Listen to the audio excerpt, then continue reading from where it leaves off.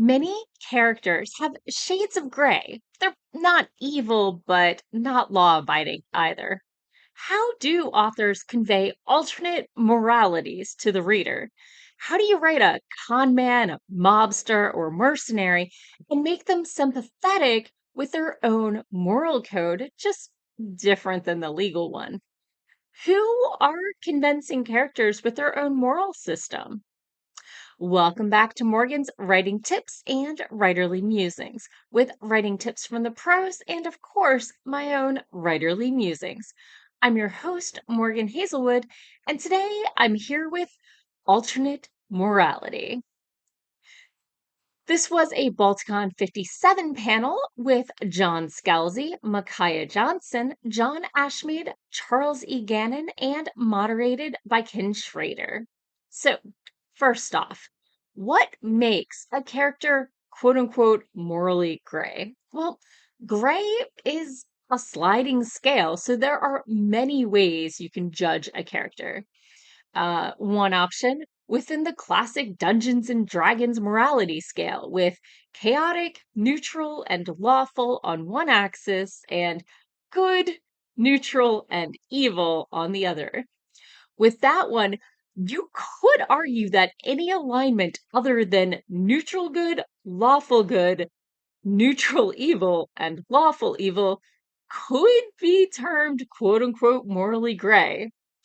Another option for determining is to let the reader decide. Some think that any character that makes choices they wouldn't are morally gray or wrong, while others draw the line at harming others.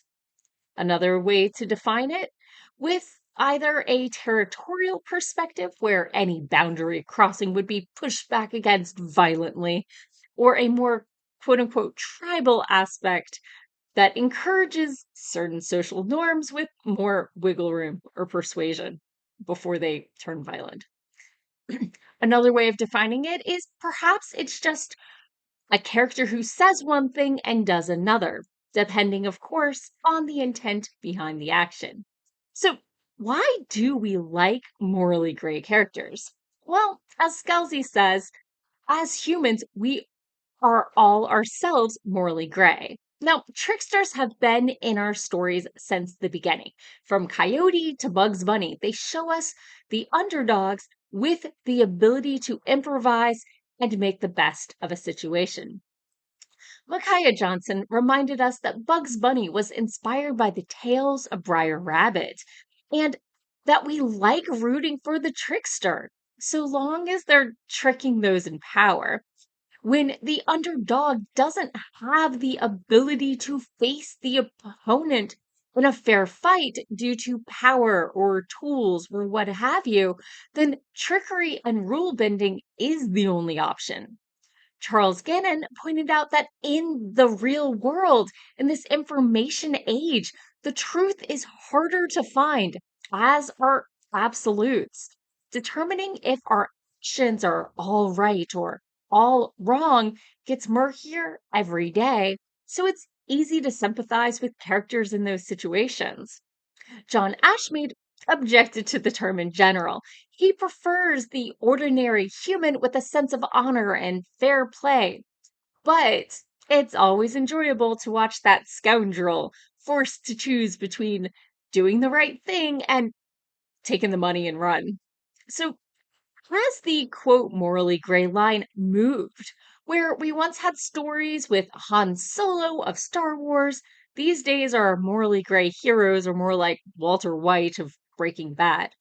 Has the line changed, or are we just picking and choosing examples?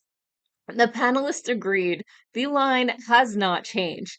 We've always had characters that we trust at our backs, but not want at the dinner table, and vice versa.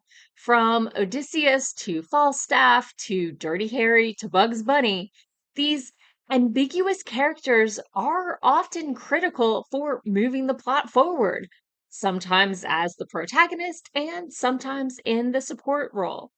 Because some characters are fun to watch, and some are those we as readers can identify with. So, One of the ways that things have changed, though, is who we allow to be morally gray while still being loved, still being rooted for. In earlier times, the woman, the minority who was morally gray was the irredeemable villain. So, why are some characters morally gray? Well, there's those characters who are neither all quote unquote good or quote unquote bad are termed morally gray because they stand outside of the binary. Likewise, there is no right or wrong way to become morally gray. Option one, nature. Maybe they were born that way. Flip side, nurture, created that way by people, systems, or settings. Next option, by putting characters that seemed to be all good or bad in a situation that tests their moralities.